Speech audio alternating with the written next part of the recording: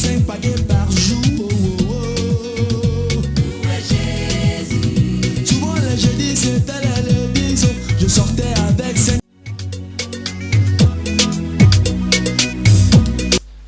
Mesdames, Mesdemoiselles, Messieurs, bonsoir et bienvenue sur l'émission Une heure dans la cité. Une heure dans la cité, c'est votre émission qui passe tous les jours, lundi, mardi, jeudi, vendredi. Une heure dans la cité. Pour ce jour, on va encore regarder les accidents sur nos axes lourds. Nous allons pencher encore nos regards sur tous les drames ou bien tout ce qui se passe sur nos routes.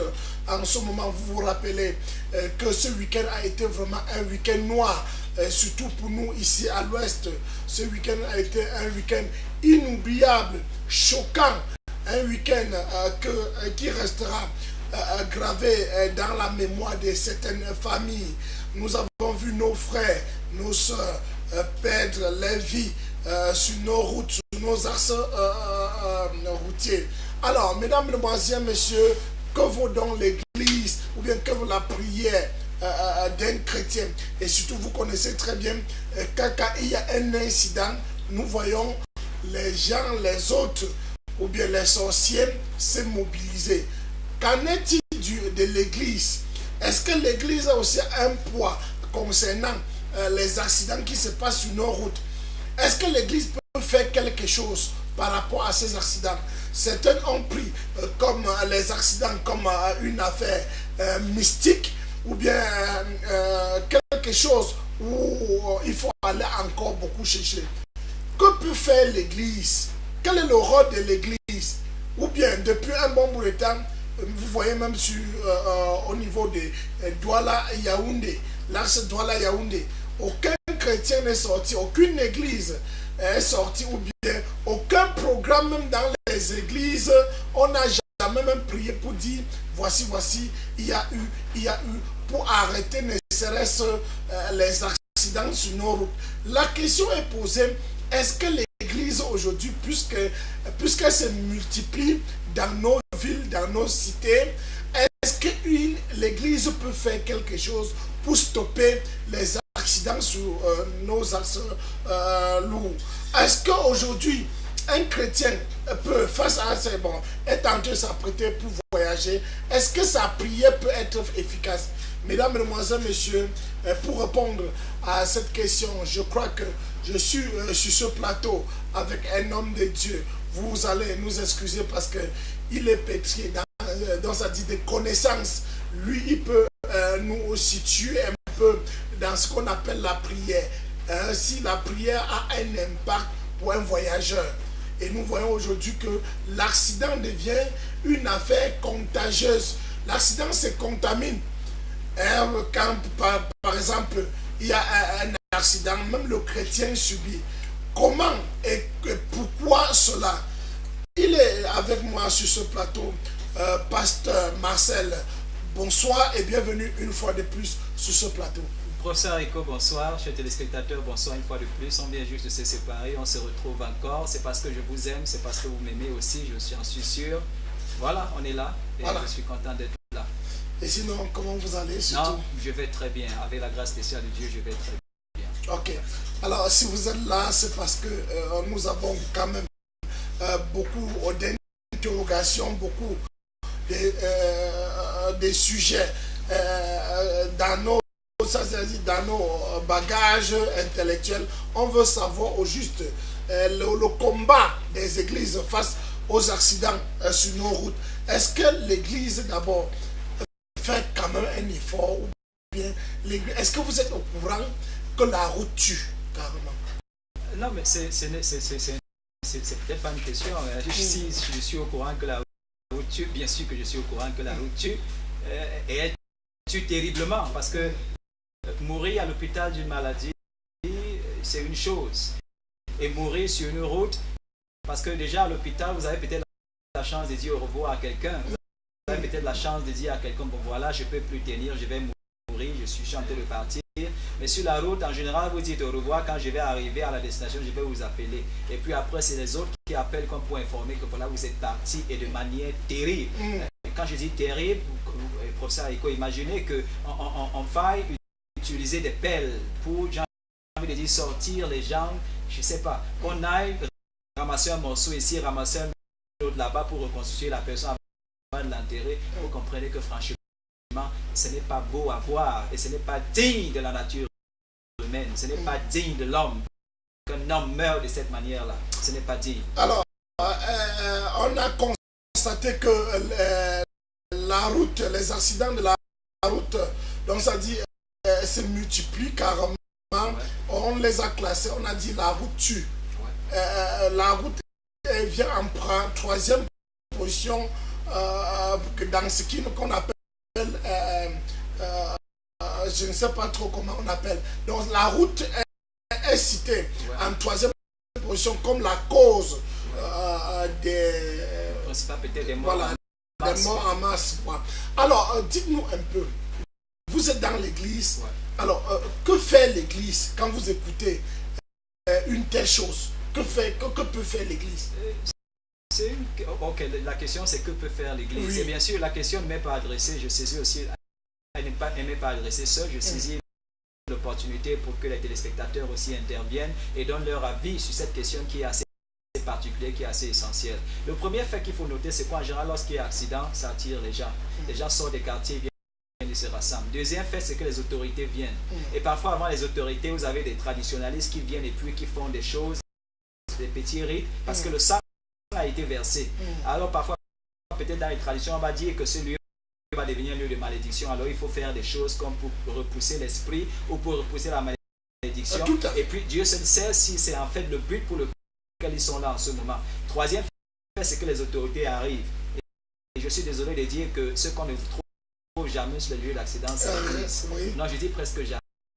Et là, je suis assez sérieux.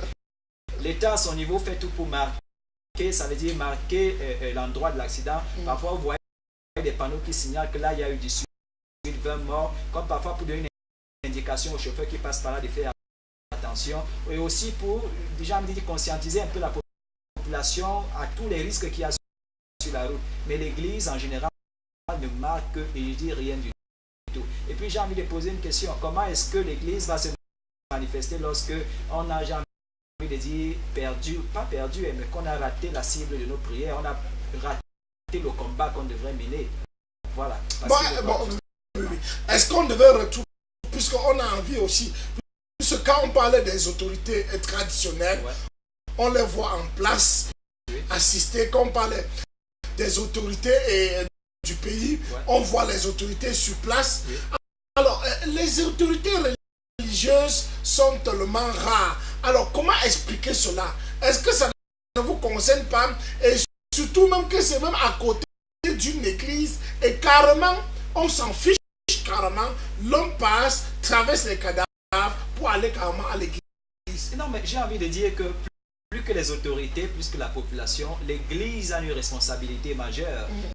La parole de Dieu nous dit dans le livre d'Ésaïe que le gouvernement sera conçu sur les épaules du Christ. Comme pour dire que tous les gouvernements sont bâtis, ou alors c'est l'église qui sur ses épaules porte les nations. Je ne sais pas si on se comprend. Ça veut dire que s'il y a un cas comme celui-là, et j'ai envie de dire, ce n'est pas un cas simple, c'est quand même assez terrible que les Camerounais, des pères d'enfants, des enfants, des épouses soient morts dans ces conditions, et que j'ai envie de dire, l'église ne soit pas venue se manifester, déjà même se retrouver dans la population. Pourquoi ne pas dire une prière? Pourquoi ne pas, j'ai envie de dire, invoquer Dieu à cet endroit, crier à Dieu sur la route et puis dire, mais voilà, Dieu, il s'est passé quelque chose. Je vais vous dire une chose pour vous faire comprendre pourquoi c'est assez important que l'Église s'implique. Dans la parole de Dieu, on vient dire au Christ que des tours sont tombées et ont tué des gens. Je ne sais pas si on se comprend. On révèle au Christ qu'il y a eu des incidents particuliers qui ont tué. Vous permettez, avec vous, on va essayer de regarder cette image qui s'est produite du côté de Banjul là-bas. C'était dans la matinée qu'on essayait quand même de repousser, de ressortir encore ce camion qui était dans le ravin, qui s'est renversé dans le ravin. Alors trop tard, l'église, on voit l'église quand même à la dernière minute, peut-être même, ils sont sortis parce que on a frappé un peu la main sur la table. Peut-être ils ne savent pas pourquoi ils sont là, en train de chanter, prier. Alors, quand vous regardez, Oui. l'église vient 5 jours après, une semaine après. Est-ce que ce n'est pas quand même eu honte pour l'église? Les membres de l'église, ceux qui ont perdu leurs frères dans cet accident, sont à l'église, et puis vous calez dans vos bureaux, vous calez dans vos églises. Est-ce que ce n'est pas... C'est choquant quand même, hein? Oui. Vous venez 5 jours, c'est même une moquerie. Professeur Rico, j'ai envie de dire quelque chose aussi, c'est que mieux vaut tard que jamais. Ça veut dire, c'est déjà un signe, c'est déjà, j'ai envie de dire, une marque qui est comme ça posée. C'est une indication que peut-être à l'avenir, l'église va se réveiller. Et non seulement pour venir lorsque les accidents ont déjà eu lieu, mais pour prier déjà, pour prévenir. Je ne sais pas si c'est comme ça. Parce que la prière a aussi ce rôle de prévention là. Ça veut dire que dans la prière, on écarte les dangers. On fait beaucoup de choses qui parce que certaines personnes ne soient pas exposées à ces dangers-là. Mieux vaut tard que jamais. Et puis, et je vais ici dire... Bon, en ce moment-ci, oui. En ce moment-ci, la prière a sa place encore. Elle a sa place et je vais vous dire pourquoi. Oui. Ça veut dire, il y a des révélations qui ont été faites à cet endroit hier. Ça veut dire des dames qui sont sorties du quartier, ça veut dire le quartier où l'accident a eu lieu, à ce carrefour-là. Elles sont sorties et elles ont dit quelque chose de particulier, comme quoi il y aurait un notable qui a un serpent particulier à cet endroit-là. Des révélations ont été faites hier. Tout à parce fait. qu'en fait, l'image que vous voyez, c'est hier. Des femmes sont sorties, ça veut dire des mamans sont sorties du quartier et ont fait des révélations quand même assez terribles. Qu'il y a comme quoi des serpents ou alors des hommes, un homme, un notable en particulier, qui aurait un serpent à cet endroit. Et déjà, lorsque vous remarquez dans l'environnement, pour ceux qui sont de l'Ouest, je suis peut-être pas traditionnel, mais c'est des faits qui ne mentent pas. Vous voyez des grottes où il y a des fourmis, pardon, qui ressortent. Et puis, il disait que ce que vous voyez là, c'est juste une indication qu'il y a un serpent quelque part là en dessous. Je ne sais pas si on se comprend. Et alors, ce que les mamans et les papas du quartier essayaient de dire, c'est que la plupart du temps, les accidents se passent à cet endroit et il y a toujours plus de morts. Et que ce n'est pas un fait anodin, ça n'arrive pas que comme ça, c'est parce que les gens qui l'ont choisi délibérément de verser le sang comme pour renouer avec les alliances qu'ils ont tissées ici et là. Et puis c'est pourquoi j'ai dit, si l'église n'était pas allée, elle n'aurait pas eu cette révélation. Bon, malheureusement, vous êtes rentré sans toutefois voir qui était le serpent ou bien le notable. Alors que si un traditionnaliste ou bien nos papas arrivent sur l'endroit, peut-être un lieu comme ça, va chercher à voir quel est le serpent qui dérange, qui cause des accidents. Mais vous êtes calé au niveau de la révélation. Je crois qu'on a prié. Et prier, c'est avoir posé une fondation déjà. Je ne sais pas si on s'est compris. On n'est pas allé ayant pour but d'aller, je ne sais pas, sortir le serpent de sa tanière. Je ne sais pas si c'est une tanière de son trou ou quoi que ce soit. Nous voyons le pasteur qui est en train de faire des déclarations. Exactement. Et peut-être même au lieu des fourmis. Et justement. Voilà. Et voici le camion en question. Le camion que vous voyez là, c'est le camion qui a causé pas mal de morts sur l'axe lourd du côté de Banjoun là-bas, Banjoun. Voilà ce camion que vous voyez à l'écran. Alors, dites-nous un peu concernant donc tous ces accidents. Est-ce que l'église, dites-nous un peu, parlez-nous du combat que vous faites dans les églises pour les voyageurs. Nous, vous savez très bel et bien que moi, que nous sommes en période où nos enfants rentrent des vacances. Nous sommes en période où les familles qui sont déplacées pour des réunions familiales et bien d'autres rentrent. Alors, quel est le combat que l'église fait à l'endroit des voyageurs ou bien des accidents? Voilà. Justement, je dis une fois de plus, la question ne s'adresse pas à moi seul parce que personnellement, en tant que pasteur, je ne suis pas dans toutes les autres dénominations pour savoir qu'est-ce qu'ils font de manière pratique. À votre niveau. À mon niveau niveau, c'est clair, c'est qu'il y a ce qu'on appelle la prière d'intercession. Et je sais, tout à l'heure dans l'émission, j'ai essayé de parler de ça comme pour souligner le fait que la responsabilité du chrétien n'est pas que sa vie à lui et peut-être les membres de sa famille. Je ne sais pas si on se comprend. C'est une responsabilité générale. Ça veut dire que lorsque le chrétien prie, lorsque les chrétiens prient, ils devraient inclure dans leur prière tous les autres hommes, toutes les autres femmes, tous les autres enfants. Parce qu'il ne s'agit pas que eux. Je ne sais pas si on se comprend. Voilà. Et déjà à notre niveau, je dis, il y a des prières d'intercession qui sont dites. Et dans les prières d'intercession, justement, on pense aux voyageurs. Pourquoi on pense à eux? J'ai souvent dit, chacun son tour sur le coiffeur. On pense à eux, pourquoi? Parce que demain on sera aussi dans des voitures pour voyager. Il n'y a pas que eux. Peut-être que quelqu'un est resté sur place pendant 1 an, 2 ans sans voyager, mais le moment va venir, il faudra qu'il entre dans une voiture pour voyager. Et si vous avez prié à un moment donné ou un temps soit pour couvrir les autres par cette prière-là, il y a des raisons ou alors Dieu a assez de raisons pour vous protéger aussi lorsque vous allez entrer dans une voiture. Donc c'est un peu ce que je vais préciser ici. Nous on le fait déjà au niveau de la communauté chrétienne des témoins du Christ, prier pour les voyageurs. D'accord, je rappelle que l'émission c'est avec vous. Vous pouvez nous assister au numéro qui est affiché au bas de votre écran. Nous parlons aujourd'hui du combat des églises face aux accidents sur nos enseloups. Que pensez-vous?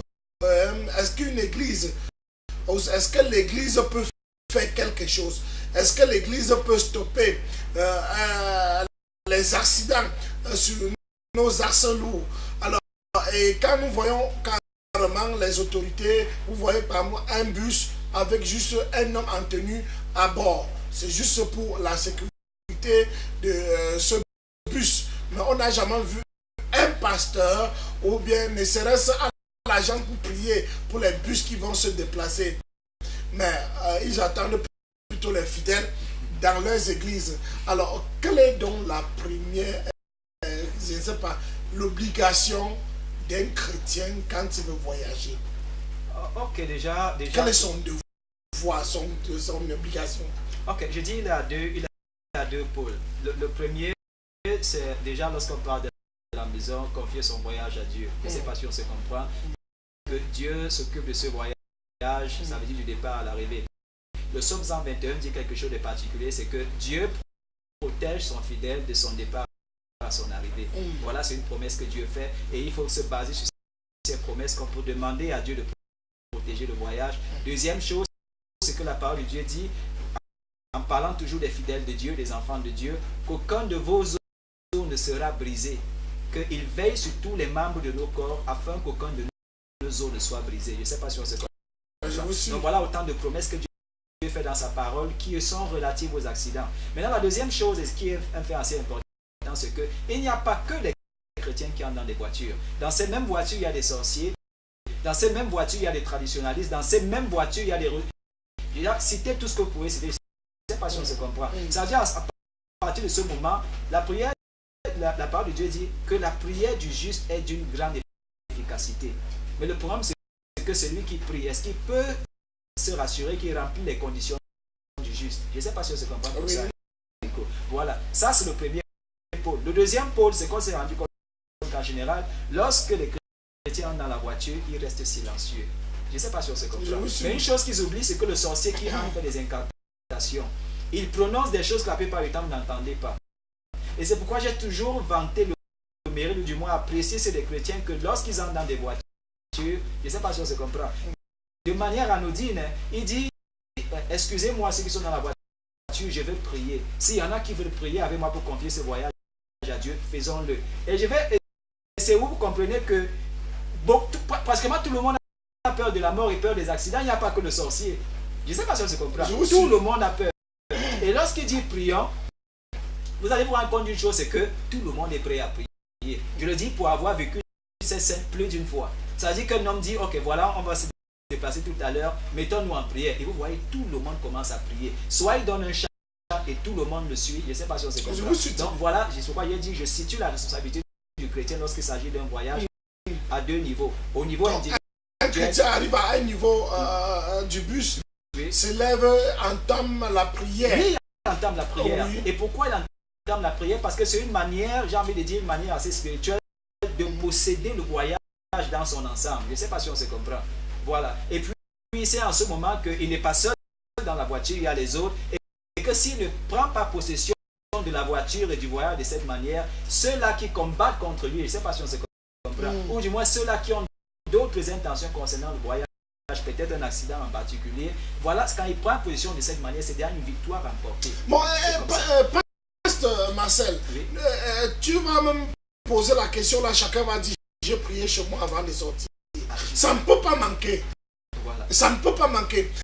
Alors, on est dans un village ou bien dans une voiture où on retrouve les catholiques, les témoins de Jéhovah, les musulmans, Voilà. les chrétiens, les païens. Voilà. Alors que chacun a prié. Ouais. Est-ce que chacun prie, on prie chez soi avant de voyager ou c'est dans le bus qu'il faut prier? C'est pourquoi je dis qu'il faut situer ses responsabilités du chrétien à deux pôles. Le premier, c'est cette prière individuelle. Parce que carrément, je ne crois pas que vous-même, des églises réveillées, que peut-être même un homme qui vient de la mission catholique, se lève dit que prions Dieu ou bien faites sa prière comme vous connaissez. Vous acceptez quand même Non, qui vous dirige dans la prière. Non, j'ai envie de dire dirige quelque la chose. prière.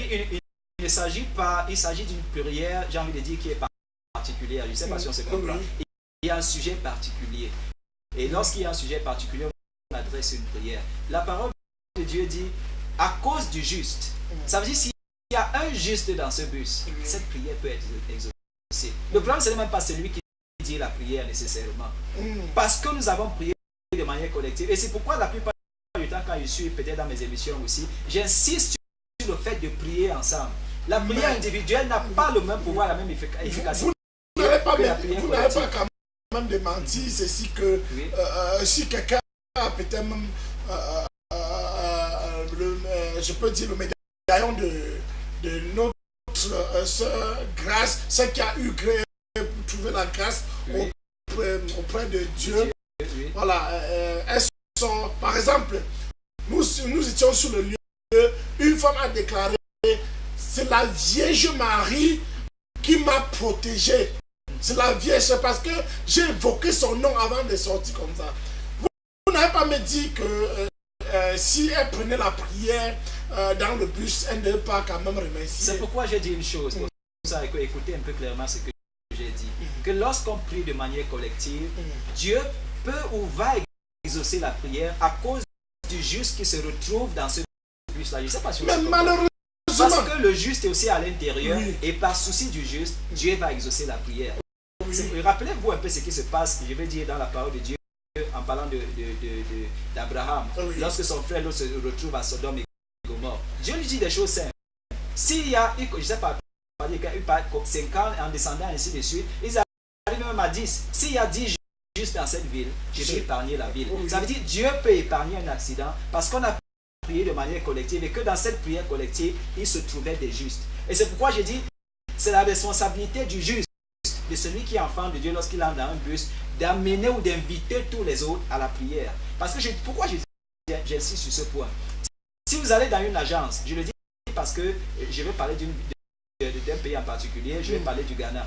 Au Ghana, ce qui se passe en général et parfois dans certaines villes ou dans certaines agences, c'est qu'il y a comme ça ce qu'on va appeler les aumôniers, je ne sais pas si on se comprend, qui sont là et qui chaque fois que lorsqu'un bus veut se déplacer, ils entrent dans le bus et ils dirigent la prière avec ceux qui vont voyager.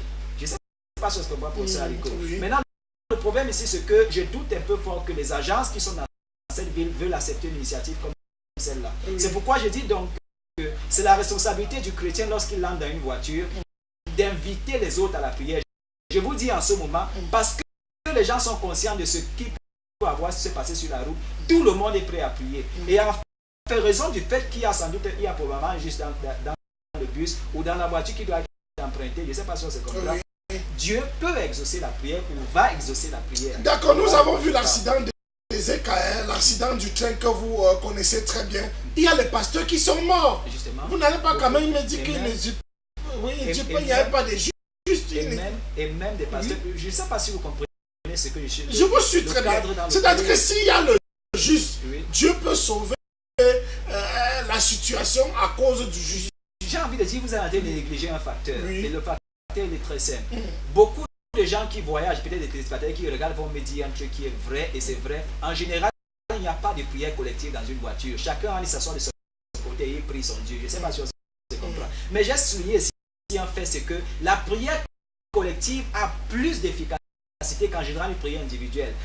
Parce que lorsque vous priez individuellement, c'est vrai, la parole de Dieu dit que la prière du juste est d'une grande efficacité, n'est-ce pas? Mais qui est vraiment le juste? Ça veut dire qui est celui-là qui a rempli toutes ces conditions pleinement. C'est pour ça que le Christ insiste sur le fait qu'on vienne ensemble. Parce que lorsqu'on prie ensemble, il y a plus de force, il y a plus de pouvoir mis en jeu. Je ne sais pas si vous très bien. Ça, Rico. Voilà. Maintenant, dans la catastrophe des Écarts, c'est vrai, il y avait des pasteurs à l'intérieur, mais posez-moi la question, est-ce qu'ils ont prié ensemble de manière collective? Peut-être s'ils avaient prié ensemble de manière collective, quelque chose se serait passé qui est tout autre chose que cet accident qui a eu lieu. Voilà. Et c'est pourquoi, si vous insistez sur ce plateau pour que l'Église s'implique lorsqu'il y a des choses comme ça, c'est parce que vous savez que si l'Église vient de manière collective, pas de manière individuelle, ça veut dire pas des chrétiens de manière individuelle, il peut se passer quelque chose qui va avoir une incidence capitale sur ces routes-là. Pourquoi vous êtes sorti surtout pour cet accident du côté de Banjul? Nous sommes Parce qu'il y en a eu partout, hein. Ce week-end quand même, à Bafia, ici à la Sonnelle, Poteau-Sonnelle, oui. Un peu de partout là. Oui. Pourquoi vous êtes sorti rien que pour ceci? Non, déjà il y a un fait de proximité. Oui. C'est pas sûr, c'est comprendre. La deuxième chose, c'est qu'on voulait donner une image. On voulait que ce soit un signe. Que déjà pour inviter les autres frères chrétiens. Quand on ne doit pas rester. C'est la première édition ou bien j'ai envie de dire, c'est perpétuel. Déjà, on ne voudrait pas être ceux-là qui vont aller sur les points d'accident tout le temps parce qu'on n'en veut plus. Je ne sais pas si on se comprend pour ça, Rico. Si on est allé, ce n'est pas pour dire que chaque fois qu'il y aura un accident, on va se rendre là-bas pour prier. Mais parce qu'on voulait donner un signe fort pour dire l'Église a une responsabilité. C'est aussi celle dans leur prière de se soucier de ceux qui prennent la route. Voilà. Permettez, je prends ce SMS. Bonsoir, j'aimerais savoir, s'il vous plaît, la raison pour laquelle l'Église était faiblement représentée à cette prière à Banjul. Et si cette action continuera. Déjà, je suis... Voilà. Vous voyez l'intérêt que le téléspectateur a pour l'action qui a été l'initiative d'hier. C'était hier, et je vais juste rappeler, c'était hier, ça s'est passé. La grande question, elle est là. Où est donc l'Église, justement? Voilà. Je vous ai dit, la population est sortie. Les autorités sont venues là. On m'a même dit le gouverneur, peut-être le gouverneur. Le gouverneur est venu. Oui. Mais où sont donc les autorités religieuses? Qu'on pour venir déjà rassurer la population et leur dire, en tant qu'Église, on prend cette affaire d'accident sur nos routes de Cameroun, sur nos épaules. Et on va prier. Pourquoi ne pas, j'ai envie de dire, créer des journées de manière... Je prends juste encore une parenthèse, le cas du Ghana. Il est arrivé un temps au Ghana où il y avait des petites crises par-ci, des petites crises par-là. Les autorités religieuses sont venues ensemble et ont décrété que chaque mois, il y aura une journée entièrement consacrée à la prière. Je ne sais pas si on se comprend. Chaque mois, une journée entièrement consacrée à la prière. Ça veut dire qu'en ce jour-là, tout s'arrête au Ghana. Tout le monde arrête. Activité, business, on arrête tout et on se tourne vers Dieu. Et on n'est pas surpris. Si le Ghana sort toujours du lot quand on parle des crises en Afrique, c'est un cas particulier. Okay. Pourquoi? Parce qu'ils ont compris, parce que l'Église au Ghana a compris qu'elle a une responsabilité. Ce n'est peut-être pas seule de se mêler à la politique, mais de porter le gouvernement, de porter les politiques sur son épaule, en menant son action spirituelle, bien sûr. D'accord, merci beaucoup. Vous allez constater que même entre eux, les fidèles ou bien les chrétiens, il n'y a pas toujours cet amour-là, il n'y a pas toujours cette relation fraternelle. Je me rappelle sur l'axe lourd, Douala Yaoundé, il y a un prêtre qui a eu l'idée qui a été révélée, qu'il va falloir rassembler les églises du coin pour prier. Alors il y a les pasteurs réveillés, puisqu'on avait assisté, donc on a dit il y a trop d'accidents sur l'axe lourd, Bafous, Douala Yaoundé. Trop d'accidents. Alors un prêtre a eu quand même une révélation à rassembler les églises réveillées et bien d'autres. Alors, il arrive donc que les gars refusent carrément qu'on ne peut pas se mélanger avec vous pour prier. C'est pourquoi oui, c'est pourquoi je vous ai dit tout à l'heure pour ça. Et vous-même, vous êtes conscient que vous ne pouvez pas vous mélanger avec les musulmans, prêtres, pasteurs pour prier pour les accidents. Ce n'est pas moi qui le dis. Oui. Ce n'est pas moi qui le dis. Et déjà que lorsqu'on lance l'appel, il y a 2 jours de cela, c'était le vendredi, on interpelle tout le monde. Je ne sais pas si on se comprend. On a dit, ce n'est pas une question de dénomination, ce n'est pas une question de musulmans, c'est pas une question... Parce que tous nous empruntons les voitures pour voyager. Je ne sais pas si on se comprend. Oui. Tous nous empruntons cette bus-là pour voyager. Alors, en ce moment, il ne s'agit pas d'un cas de doctrine. On ne se rassemble pour discuter sur une doctrine particulière. Comme que dans mon église, on doit au foulard. Dans mon église, les femmes ne doivent pas porter les pantalons. Dans mon église, on ne doit pas prendre la quête. Non, ce n'est pas ça le sujet, professeur Aliko. C'est une question qui a à voir. Le problème, c'est que le musulman ne doit pas prier comme vous. Il va se baisser pour Justement. Est-ce que ça va vous intéresser? Et c'est pas ça qui fait la division entre vous et les accidents entre Justement, je souligne encore le cas. Est-ce que ça revient un peu comme si le diable vous distrait pour frapper le pays? Et quand vous m'avez invité sur ce plateau ce soir, la première chose que Dieu m'a mis dans ma tête, c'était ce regard-là sur l'église. Que le diable, un peu comme on a dit des Européens, qu'ils ont divisé en Afrique pour mieux régner. Et c'est ce que le diable fait. Il divise les églises pour mieux régner entre elles et régner parmi elles. Je ne sais pas si on se comprend. Mais pourquoi se tromper de combat? Pourquoi se tromper de combat? Le combat n'est pas entre toi qui es de l'autre église et moi qui suis d'une autre église. Le combat est contre un adversaire qu'on a en commun. Et à partir du moment où on doit combattre cet adversaire qu'on a en commun, pourquoi ne pas se tenir ou du moins venir prendre la main de l'autre et puis disant l'adversaire c'est lui, ce n'est pas toi, ce n'est pas moi. Alors combattons l'adversaire. Je ne sais pas si on se comprend. Maintenant vous avez parlé, est-ce que le musulman quand il va venir va se courber et puis tout le reste? Au Ghana, quand il prie en cette journée particulière que l'État et les églises ont décidé de prier, les musulmans ont leur coin et ils font leur prière. Je ne sais pas si on se comprend. On est quand même dans un état laïque où les gens ont la liberté de, je ne sais pas, de louer Dieu de la manière qu'ils trouvent convenable. Je ne sais pas si on se comprend un peu. Voilà, si on a choisi de prier, que les musulmans décident de venir, qu'ils prennent leur position et qu'ils prient. Moi, je me suis rendu à l'extrême nord de ce pays et j'ai traversé un peu jusqu'au Tchad. Et voilà, les musulmans m'ont invité chez eux pour un repas. Je ne sais pas si on se comprend. Alors après le repas, ils étaient assis sur la natte, on était tous assis sur la natte. L'heure de la prière est arrivée. Ils ne m'ont pas chassé de la natte. Pendant qu'ils priaient de leur côté, j'étais à genoux de mon côté, je priais. Ils ne m'ont pas dit pourquoi tu pries comme ça. Personne ne m'a posé la question. Je ne sais pas si on se comprend. Voilà. Et c'est pourquoi je vous ai dit, le problème, ce n'est pas de venir ensemble et puis on appartient à des églises différentes. Le problème, c'est la prière qu'on adresse, je ne sais pas, parce qu'on est unis. Et puis je vais vous faire comprendre quelque chose. Je prends juste un cas qui est mondain. C'est même mondain pour faire comprendre l'unité et le pouvoir de l'unité. Je prends le cas, par exemple, des homosexuels. Vous croyez pourquoi aujourd'hui l'homosexualité devient, j'ai envie de dire, est un cas maison? Je ne sais pas si on se comprend. Parce qu'ils se sont mis ensemble. Et comment ils se sont mis ensemble? Ils n'ont pas posé la question de savoir tu es de quel parti politique. Non! On a un combat qui est commun. Je ne sais pas si on se comprend. Alors ils ont attrapé la main chacun de l'autre et ils ont mené le combat. Aujourd'hui, on est surpris que d'ici et là et dans tous les pays, on veut adopter l'homosexualité. Lorsque ces homosexuels venaient ensemble, ils n'ont pas voulu savoir est-ce que tu es de tel pays ou toi tu es... Non! Ils ont mis de côté les divisions, les séparations. Ils se sont mis ensemble pour combattre un seul combat. Et voilà où j'ai envie de dire, je ne vais pas condamner ou clouer l'église à la croix. Mais je dis, on a un peu échoué à ce niveau-là. Voilà. Nous apprécions la mission catholique qui de chaque fois quand même se retrouve au niveau de Carrefour Tchang. Puisque vous connaissez quand même que pour la petite histoire, Carrefour Tchang a fait beaucoup de morts et a envahi beaucoup de... Et Dieu merci, au fur et à mesure le temps passait, les catholiques arrivaient de ce côté, il allumait les bougies et puis il priait. Ça a quand même diminué. Le combat a réussi de ce côté. Alors, vous êtes donc où à votre niveau? Bon, est-ce que le combat doit continuer encore ailleurs? Parce que, est-ce que c'est quand il doit avoir l'accident que vous allez descendre sur le lieu? Est-ce que, normalement, est-ce que ce n'est pas aussi une occasion d'aller vous proposer au chef d'agence que, par exemple, un pasteur est là qui doit prier pour chaque bus qui va décoller? Et le le problème pour ça, Eko, c'est est-ce que les chefs d'agence seront d'accord? Je dis, c'est juste une parenthèse. Non, vous pouvez faire l'appel. Je crois que...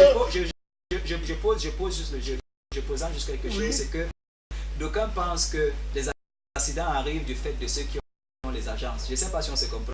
Oui. Alors certains voudraient dire, ou du moins voudraient penser que aller voir un chef d'agence, ils vont refuser d'office parce que peut-être ils savent quels sont les magouilles qu'ils font derrière pour qu'il y ait ces accidents-là sur la route. C'est juste une parenthèse. Je ne pointe le doigt à personne, je n'accuse personne. Mais je présente un cas. Mais ce que je dis ici, et je le dis encore, pourquoi ne pas aussi sous forme d'une ONG? Je vous ai parlé de ce cas de Monier au Ghana, qui vont dans des agences et tout ce qu'ils font, c'est tout simple. Hein. Ils entrent dans la voiture lorsqu'elle veut se déplacer et puis ils invitent juste les gens à la prière. Et puis après quoi, ils les bénissent et les souhaitent bon voyage. Et voilà, les gens voyagent et puis ils arrivent en sécurité. Je ne sais pas si on se comprend. C'est juste ce qu'on demande. Maintenant, j'ai dit, et ça m'a été proposé, pourquoi, et vous avez remarqué, c'est aux deux entrées de la ville, il y a toujours ces cas sérieux d'accident. Alors pourquoi l'Église ne choisirait pas un jour, les autorités de l'Église, ces autorités religieuses ne choisiraient pas un jour où elles vont faire une marche d'un bout à l'autre de la ville, comme pour dire de manière manifeste à l'ennemi, trop c'est trop, on n'en veut plus de ces accidents dans cette ville, on n'en veut plus de ces accidents dans ce pays. Vous avez vu, c'est déjà une initiative louable. Lorsque les églises se sont rassemblées, c'est-à-dire toutes les dénominations confondues se sont rassemblées à Yaoundé pour prier dernièrement pour le Cameroun. Est-ce que la paix progressivement ne s'installe pas? On a quand même vu que dans les deux pôles du Cameroun, il y avait des troubles et tout. C'est vous qui barrez le communisme. C'est nous qui... Vous refusez. Ça n'a rien à voir avec les communistes. Okay. Non, ça c'est notre débat. Okay. Ce dont il est question ici n'a rien à voir avec les communistes. D'accord. Voilà. Je veux prendre un SMS avant qu'on évolue. Bonsoir, la prière de Bandune était celle d'une église ou de la vôtre, pasteur? Je réponds directement aux téléspectateurs, ce n'était pas celle de mon église. Ce n'était non plus l'initiative de mon église. C'est l'initiative de... C'était composé de combien d'églises? Je vais arriver, que je réponds. C'est l'initiative des pasteurs de plusieurs églises. Je vais parler de 3 en particulier. Je ne suis pas obligé de citer les noms ici. Parmi laquelle il y avait la mienne aussi. Ici, je dois préciser. Alors, et les fidèles, vous allez le comprendre. Il y en a qui sont venus parce qu'ils ont écouté l'annonce qui a été passée, comme quoi on doit se retrouver pour prier. Et il y en a qui sont aussi venus de nos dénominations, bien sûr. Alors, est-ce que les accidents sur nos axes lourds, c'est toujours mystifié? Ou il peut y avoir les accidents simples aussi comme ça? Je ne sais pas ce que vous appelez accident simple pour ça. C'est-à-dire une erreur qui se produit lors de la manip ou bien le sommeil entre... Je suis désolé, pasteur, je suis désolé, professeur Rico. Rien n'arrive dans ce monde de par hasard. Je ne sais pas si on sait. Vous voulez dire quoi? J'ai envie de dire... Tout est mystifié. Il y a une même... Je ne vais pas nécessairement parler de mystifier. Je ne sais pas si on se comprend. Chaque chose s'accomplit, ou du moins arrive comme pour accomplir un but particulier. Voilà tout ce que je peux dire. Et c'est pourquoi je dis, seuls ceux qui ont compris que dans le monde où on vit, il n'est pas que physique. Parce que pour que le monde soit physique, il a fallu qu'il y ait quelqu'un de spirituel qui crée le monde. Et la parole de Dieu nous dit clairement que le spirituel vient en premier, après le physique. On est d'accord? La parole de Dieu le dit, que le spirituel vient en premier. Et plus tard, la parole de Dieu dit encore une chose, que de sorte que ce qu'on voit a été fait à partir de ce qu'on ne voit pas. Je ne sais pas si on se comprend. Ça veut dire que si on doit prendre cette parole et la comprendre de manière assez claire et assez précise, chaque chose physique trouve son origine dans le spirituel. C'est pourquoi ceux qui sont spirituels, ceux qui prient, ceux qui servent Dieu, dans quel camp, je m'en fous, que ce soit chez les catholiques, ceux qui servent Dieu, parce que même chez les catholiques, il y en a qui servent Dieu. Je suis désolé, mais ils sont sincères dans leur foi. Peut-être le lieu où se retrouve n'est pas toujours propice, mais Dieu sait comment il les protège. Les enfants de Dieu sont partout. Je suis désolé de le dire. Peut-être les pasteurs ne seront pas d'accord avec moi, mais j'ai dit je ne condamne pas les gens. D'accord, voilà. Merci beaucoup. D'autant plus que les églises aujourd'hui dépassent déjà même les bars, dépassent déjà même... Et on aimerait quand même voir à chaque coin de la rue, ou chaque dimanche, on sort pour prier pour les voyageurs. Voilà un peu le combat qu'on a envie de connaître, de voir. Parce que ne chassons pas seulement les démons à l'église. Vous les avez bien chassés de l'église, mais ils nous attendent en route. Ils nous entendre en route, sous les engins ou bien à pied. Alors, pasteur, est-ce que ce n'est pas un appel? Est-ce que ce n'est pas le moment propice pour faire un appel à toutes les églises de mettre la main dans ce combat contre les accidents de la route? Je crois qu'ils sont plus que jamais interpellés. Professeur Rico, je veux dire quelque chose. La responsabilité de l'Église, plus encore, sera vue en qu'est-ce qu'elle a fait vis-à-vis de ceux-là qui ne croient même pas. Parce que l'Église aujourd'hui s'est plus concentrée sur ceux qui ont déjà cru. Elle a oublié ceux qui n'ont pas cru. Je ne sais pas si on se comprend. Elle les a carrément mis de côté juste par souci que bon, peut-être un jour ils vont croire aussi. Mais elle a oublié que sa mission est d'abord tournée vers ceux-là. Je ne sais pas si on se comprend, parce que la paix reste claire, hein? Allez. Et j'ai envie de dire, à partir du moment où l'Église va, j'ai envie de dire, faire ou du moins par des actions un peu comme ce qui s'est passé hier, des temps aussi forts, je ne sais pas si on se comprend. Alors, ceux-mêmes qui ne croient pas vont dire, ceux-là ont prié, peut-être, ou du moins l'Église s'est rassemblée à tel moment, ils ont prié. Voici peut-être un an qu'il n'y a pas eu d'accident. C'est quelque chose qui va inspirer les gens à dire, l'Église a raison, alors allons à l'Église. Je ne sais pas si on se comprend pour ça, Rico. L'Église doit poser des actions fortes. L'Église doit faire des choses qui marquent l'esprit des gens. Si on reste cloîtré dans 4 murs et on a compris des choses, c'est pourquoi tout le temps on est moqué par les païens qui disent voilà, vous faites des bruits, vous montez, vous descendez. J'étais quelque part aujourd'hui où je voulais prêcher, je voulais parler. Et puis quelqu'un disait ça, que bon, les églises c'est des bruits et puis tout le reste.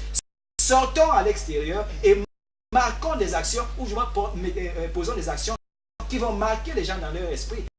Des actions positives. Où est l'action sociale de l'Église? Elle est où l'action sociale de l'Église? Je ne parle pas pour critiquer, mais c'est un appel que je lance. Que plus que jamais, le peuple, ou du moins ceux qui sont autour, ont besoin de voir l'Église agir et poser ces actions qui sont fortes et qui, j'ai envie de dire, vont donner aux hommes de boire et de croire que notre Dieu est grand, bien sûr. Merci beaucoup. Bonsoir, professeur Rico. Vous aussi, vous êtes membre de l'Église. Étiez-vous à Banjul?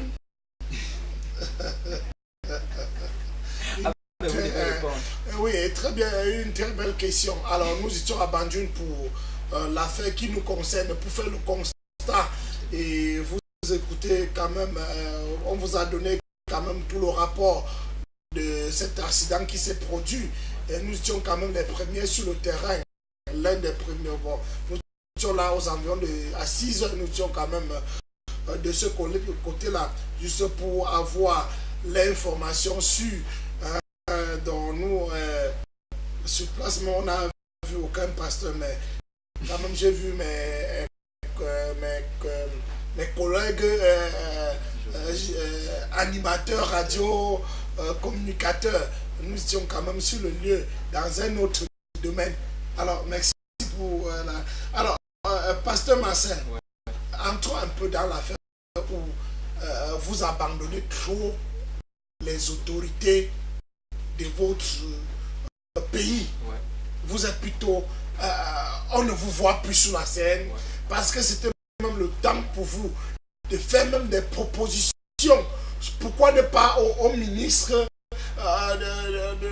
du transport aller même par exemple les rencontrer en tant que pasteur, que voici ce qu'on aimait. Pourquoi pas peut-être même déposer même dans les voitures, dans les bus qui voyagent, les Bibles ou bien les versets bibliques qui vont aider même les passagers. Non mais professeur, ce que vous dites est tellement merveilleux, c'est tellement beau, et juste à vous l'entendre dire, j'ai l'impression que c'est déjà accompli. Je ne sais pas si on se comprend. J'aurais souhaité que ce soit fait de cette manière. Si le gouvernement échoue, je ne veux pas pointer quelqu'un du doigt, je ne veux même pas pointer, mais je présente juste un cas. Si le gouvernement échoue, si on se retrouve dans une population qui tout le temps se plaint de ce que les autorités ne foutent rien et tout le reste, c'est parce que l'Église a échoué dans sa mission d'épauler le gouvernement. La Bible le dit, elle est claire. Je ne sais pas si ailleurs on lit une autre Bible, mais dans le livre déjà le dit clairement que le gouvernement doit être bâti sur l'épaule de l'Église en parlant du Christ. Ça veut dire que l'Église doit pousser l'action du gouvernement, pas nécessairement se mêler à la politique. Je ne sais pas ce que j'ai envie de dire. Ça veut dire si Dieu l'inspire, d'accord, mais l'Église doit épauler le gouvernement, l'Église doit pousser le gouvernement dans ses actions. Pendant que l'État essaie de mettre en place des mesures qui vont faciliter la circulation sur nos routes, l'Église à son niveau devrait faire comment? Mettre en place des mesures pour sensibiliser les chauffeurs. Pourquoi parler dans les agences et puis trouver une heure où on rassemble les chauffeurs, on essaie de les sensibiliser? Parce que je vous ai dit un truc ici la dernière fois, professeur Haricot. Je l'ai dit ici la dernière fois, c'est que beaucoup de chauffeurs ne sont pas conscients.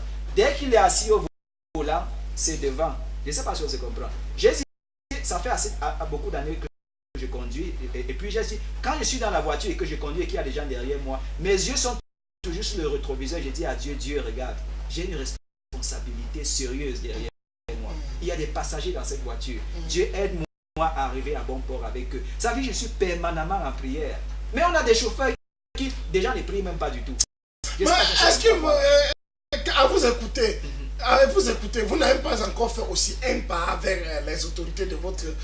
Ce n'est que peut-être, il est bien vrai, vous avez bien parlé, vous n'avez pas encore fait un pas. De deux, est-ce que les agences, est-ce qu'à un niveau, on ne doit pas recruter les chauffeurs pasteurs, comme vous venez de dire tout à l'heure? Parce que c'est très bien beau de dire des choses, mais est-ce qu'on peut quand même concrétiser les choses qu'on est en train de... Professeur Haricot, hier, une action a été posée au lieu de l'accident. Je ne sais pas si on se comprend. Je crois que c'est une introduction. Je suis ravi de ce que certaines personnes ont pris note. Je bénis Dieu pour ceux qui sont venus hier. Je ne sais pas si on se comprend. J'ai béni Dieu pour eux. Et je disais juste comme ça en riant à un frère hier que si on avait dit qu'on va faire des prophéties là-bas, il n'y aurait pas eu de lieu pour que les voitures passent à cet endroit-là. Si on avait dit hier que les malades vont être guéris, il n'y aurait pas eu d'espace là hier. Mais parce qu'on a dit qu'on vient pour consacrer nos routes à Dieu, qu'on vient pour élever nos voix avec Dieu, comme pour lui dire, Père, nous on ne veut pas mourir sur ces routes. On ne veut non plus que nos frères meurent sur ces routes. Fais quelque chose, inspire quelque chose dans ce pays qui va aider et les agences et les chauffeurs et même l'État pour qu'on ait moins d'accidents sur nos routes. Je ne sais pas si on se comprend. C'est une introduction. Oui. On attendait qu'un pasteur comme vous, pasteur Marcel, vous écrivez même au ministre du Transport. Monsieur, voici nos suggestions. Que dans les agences, on recrute que les chauffeurs pasteurs qui ont quand même un diplôme pastoral pour conduire les brebis, appelons ça ainsi, dans le bus. Professeur Haricot, c'est cela rejoint. Il dit bonsoir, monsieur. Arrêtons de croire que le rassemblement veut dire unité. Voilà. Non, je veux m'adresser aux téléspectateurs directement. Le rassemblement ne veut pas nécessairement dire unité. Je dis qu'il faut comprendre les fondements, il faut comprendre les fondations sur lesquelles on se rassemble. On vient ensemble, pas pour les questions de doctrine. Je ne sais pas si on se comprend. Ça veut dire un temps soit peu. J'ai présenté un cas ici tout à l'heure, n'est-ce pas, professeur Haricot? Je vous ai parlé des homosexuels, que le téléspectateur écoute très bien. Pendant que ces gens se mettaient ensemble pour faire des rallyes ici et là, pour interpeller les États à légaliser l'homosexualité, les homosexuels sont passés ensemble et ont dit, toi tu es de quel pays? Toi tu es de quel parti politique? Non, ils ont mis tout ça de côté. Je ne sais pas si on se comprend. Et ils ont mené une bataille commune parce qu'il y avait un sujet particulier.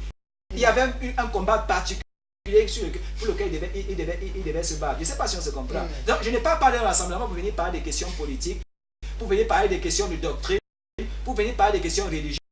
Je parle d'un rassemblement pour qu'on élève une voix commune et qu'on s'adresse à Dieu. Et pourquoi on doit se rassembler? Parce qu'il y a les justes parmi ceux qui se rassemblent. Peut-être pas tous, mais il y a des justes. Et à cause des justes, Dieu peut faire quelque chose. Nous avons connu aussi sur l'axe lourd, Bafia, les autorités traditionnelles qui sont sorties, ont dit non aux accidents. Exactement, professeur Haricot. Puis si les autorités traditionnelles sortent, c'est déjà, je ne sais pas comment je vais expliquer ça, professeur Haricot. Ils donnent déjà un signal fort. Où est dans l'église? Pourquoi l'église? Eux, ils sont conscients de ça. Ils savent pourquoi l'accident est arrivé. Alors ils sortent pour faire quelque chose. Prenons même juste le truc avant que vous lisez le message. Un baobab tombe. Les églises qui ont passé le temps à prier, parce que c'était long. On va sortir avec cette affaire. C'est tout un accident. Alors pour que le mal cesse dans la société, il faut que les rois se mettent à philosopher ou que les philosophes deviennent les rois. Voilà. Ça vous dit quelque chose? C'est assez philosophique ce que la personne dit, mais je crois que ça souligne quand même déjà ce qu'on est en train de discuter ici. Okay. Je ne sais pas si on se comprend. Okay. Voilà. Okay. Que ceux-là qui ont une responsabilité particulière dans la société, et je parle de l'Église, qu'ils se lèvent et qu'ils fassent quelque chose. Est-ce que vous n'avez pas peur à un niveau? Non, je crois qu'il y a... Est-ce que le nom du diable ne vous fait pas peur dans ce combat? Ça terrorise. Soyons clairs. Non, je suis assez honnête, ça terrorise plus d'un. Parce que beaucoup déjà pensaient juste que le sang a été versé là-bas, on refusait de venir. Oui. Le nom du diable terrorise plus d'un. C'est pour ça qu'on préfère se retrouver dans 4 murs. Ça veut dire qu'on a besoin d'être protégé à l'intérieur. Lorsqu'il faut marquer des actions fortes à l'extérieur, alors personne ne va être là. D'aucuns pensent tellement à leur personnalité qu'ils vont dire je vais me mettre dans un lieu public, les voitures sont en train de passer, on me regarde et je suis en train de prier. Alors certains ne sont pas venus pour ces raisons-là. Que je ne vais pas venir faire ça en public. Je ne sais pas si on se comprend un peu. Voilà. On préfère se retrouver dans 4 murs, on est caché et alors on combat un diable que je me demande la plupart du temps s'il est à l'intérieur. Il faut aussi noter aussi la sortie des 9. Les 9 de la chefferie Baleine qui sont sortis aussi pour ce grand baobab qui est tombé du côté de l'hôpital régional de Bafoussam. Des sacrifices ont été observés, les reines sont sorties avec beaucoup d'huile, avec beaucoup de sacrifices. Alors beaucoup de sacrifices, comme vous regardez à l'image, voilà les 9 qui sont allés directement sur le lieu. Et je vous rappelle que le lieu s'entretient chaque jour. Alors, pas des pasteurs, aucun, et vous êtes plutôt dans les églises, vous condamnez, vous envoyez les prières, vous envoyez les feux chaque temps, mais on ne vous voit pas sur la scène. Voilà par exemple un truc naturel et on ne vous pas vu. Déjà... Ce n'est pas seulement au niveau de... Puisque vous sortez, certains vont dire même que bon, c'est peut-être pour chercher les fidèles, ou bien chercher ceux qui vont aller dans leur paroisse. Je crois que ça révèle juste un fait. C'est qu'on a... je vous ai dit tout à l'heure d'entrée de jeu qu'on s'est trompé de combat.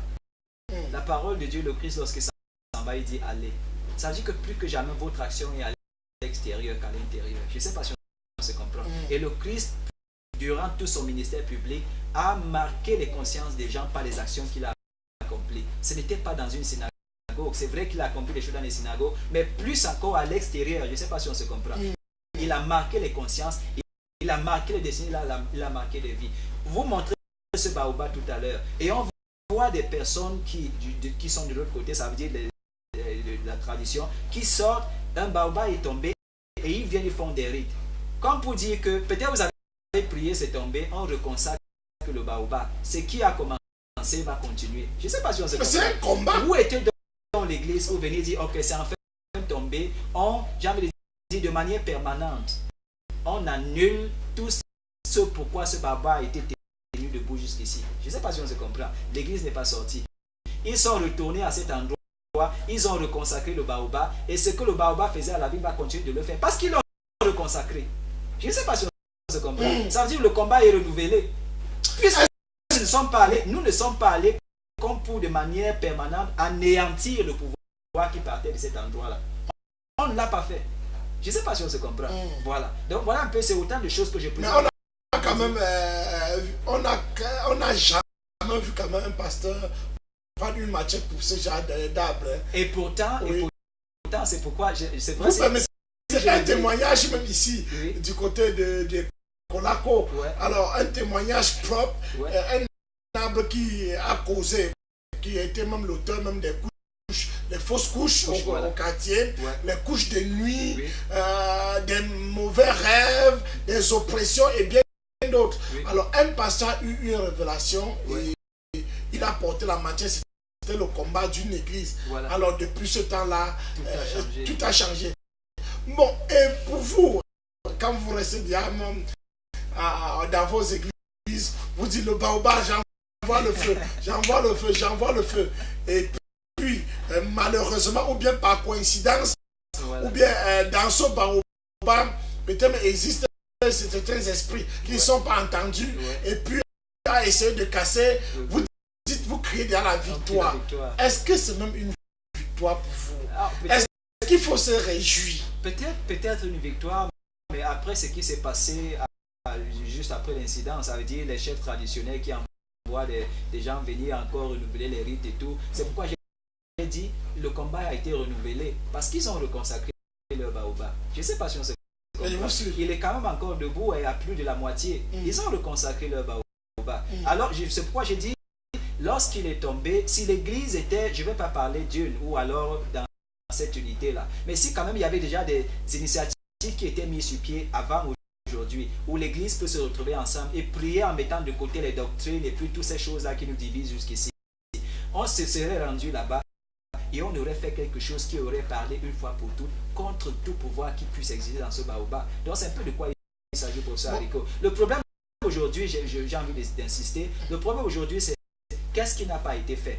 La grande question c'est qu'est-ce qu'on peut encore faire? Et en vérité, on peut encore faire beaucoup de choses pour ça. Bon, et dans vos milieux, ou bien si on pose la question à un chrétien aujourd'hui, ils vont toujours dire le combat est spirituel. À Dieu la vengeance, à Dieu. Alors il reste carrément. Est-ce que pour vous, peut-être la sortie là, c'est pas aussi aller attaquer physiquement les esprits? Ce n'est pas une attaque physique. Attaquer les esprits. Oui. Non, nous sommes dans notre territoire. Plus que jamais la terre appartient à ceux qui sont enfants de Dieu. La parole de Dieu dit tout nous appartient. Alors aller là-bas, c'est attaquer quel esprit pour ça, Rico. Et même si attaque il doit y avoir, ça nous appartient cet endroit-là. Je ne sais pas si on se comprend. Il appartient aux enfants de Dieu. Et puis, revenons juste un peu aux Écritures. On nous dit dans l'Acte des Apôtres qu'à un moment donné, Paul se rend à l'Aréopage.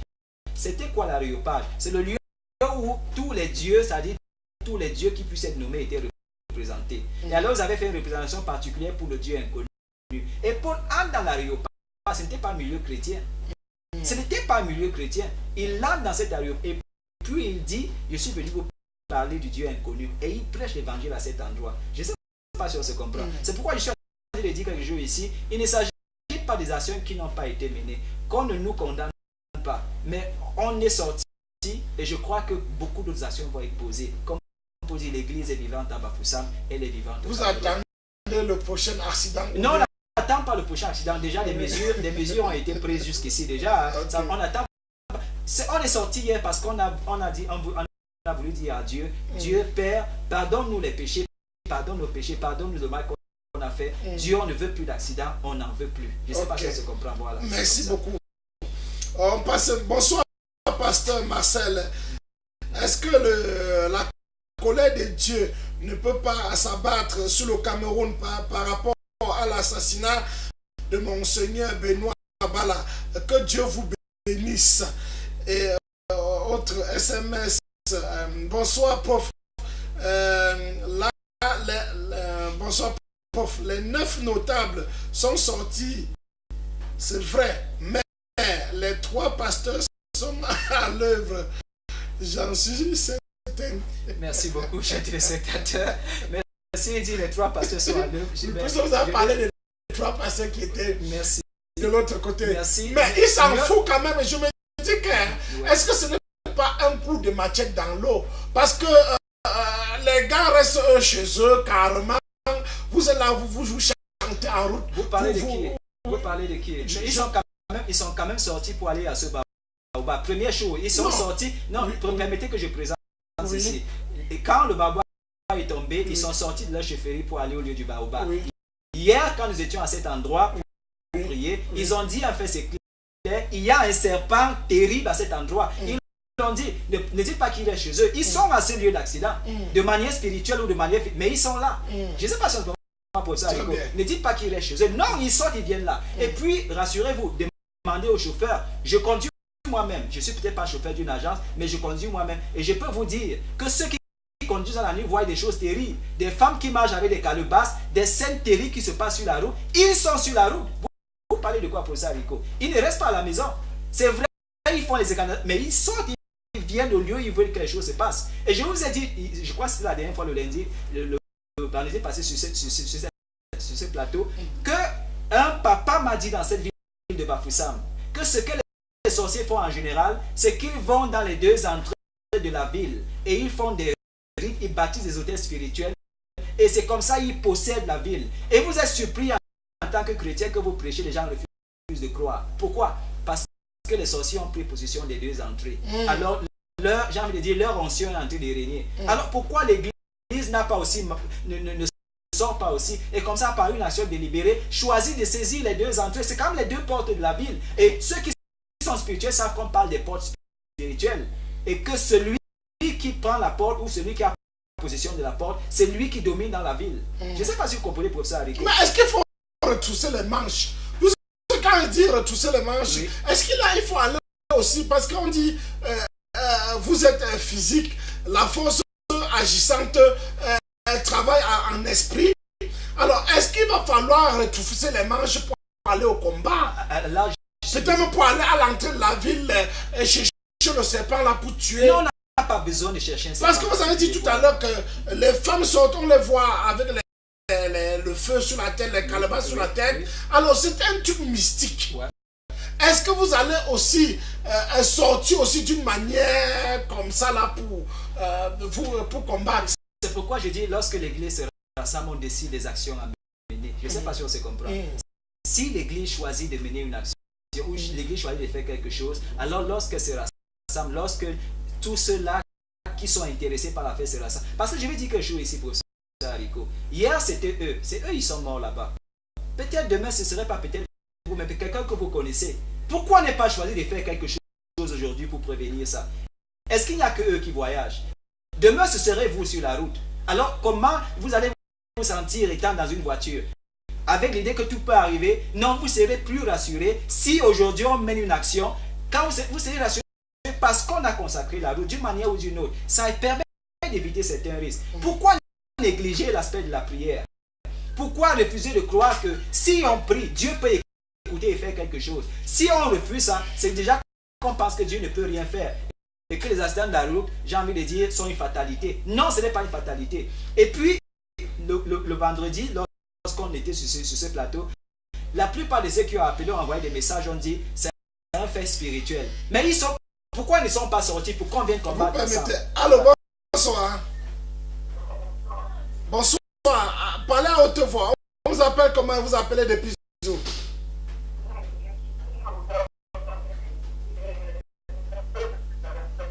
Oh, le réseau n'est pas bon. Le réseau n'est pas bon. Hein? On ne vous écoute pas. Et on vous permet d'économiser votre crédit. Soit vous vous positionnez très bien. Oui. Nous avons que 2 minutes pour finir. Un message. Voilà. Ou bien envoyer un message comme ceux qui nous envoient depuis. Alors, pour sortir, alors, pasteur, ouais. Est-ce qu'il y a un conseil à donner à l'endroit des voyageurs, à l'endroit du ministre du transport ou à l'endroit des confrères ou bien des pasteurs, aux pasteurs, voilà. Aux imams, aux prêtres? Non, je dis, c'est juste inviter tous ceux-là qui croient en Dieu à une action collective. Au moins pour un temps soit peu dans ce pays, qu'on oublie que j'appartiens à telle église, j'appartiens à telle église, qu'on vienne ensemble, même si c'est seulement pour ce cas-là, pour la paix dans ce pays. On l'a vu, ça s'est passé ici. Vous permettez quand même. Allô? Allô, bonsoir. Bonsoir, monsieur. Bonsoir, bienvenue. On vous appelle comment et vous appelez depuis où? Je m'appelle Simplice, j'appelle depuis Tokada. D'accord, Simplice, bienvenue. Votre contribution. Votre contribution. Oui, en fait, par rapport au sujet du jour, en fait, ce que j'aimerais demander aux pasteurs ou aux hommes de Dieu, c'est peut-être d'essayer de voir le problème un peu dans un autre sens. Parce que je me dis que, est-ce qu'aller seulement faire les prières, peut-être en route, pour réduire des accidents, représente peut-être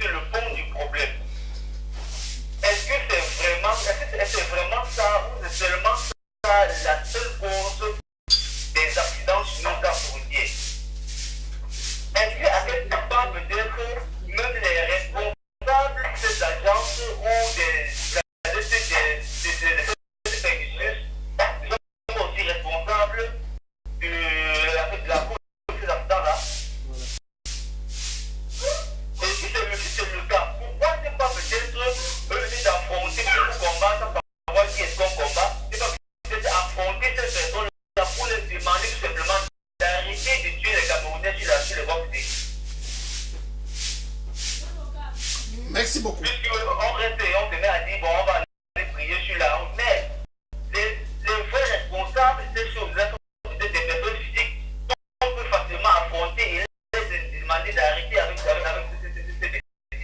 Merci beaucoup. Je crois... Nous connaissons même l'affaire de l'hôtel de l'unité. Hein. L'hôtel de l'unité qui a tué donc le tronçon, qui a fait beaucoup de morts. Nous sortons, hein, qui a fait beaucoup de morts. Mais on est parti s'adresser aux responsables. Alors ça s'est arrêté. Pourquoi vous ne faites pas ça? On a que quelques secondes. Ouais, juste quelques secondes. Je dis merci au téléspectateur pour ce qu'il a dit. C'est une idée. Hein. Et je vais juste me tenir contre quelque chose. Aller prier, ce n'est pas simplement prier. Chers téléspectateurs, ne négligez pas l'importance de la prière. Plus que jamais, ne mettez jamais ça de côté. Je venais tout à l'heure même d'en parler. On ne prend plus les appels. Non, tu peux pas le fermer. Il a quand même fait l'effort d'appeler. Je vais juste te dire que la prière ne soit pas prise comme un fait en un décroché. Ok, vous permettez. Allô? Oui, bonsoir. Bonsoir. Oui, je suis Romuald. Oui, allez-y rapidement, Romuald. Voilà, c'est pour vous dire qu'on par exemple que la guerre c'est l'islam. Et je ne suis pas sûr que le pasteur Marcel va vous dévoiler cette stratégie de guerre à l'antenne. Souvenez-vous également que le seul langage que le diable peut comprendre, c'est celui de la violence. Je crois qu'il y a des actions qui sont en train d'être posées dans le secret et le résultat sera visible dans le physique. Donc, n'ayez crainte, parce que ça sera sous contrôle et ces choses s'arrêteront. Merci beaucoup.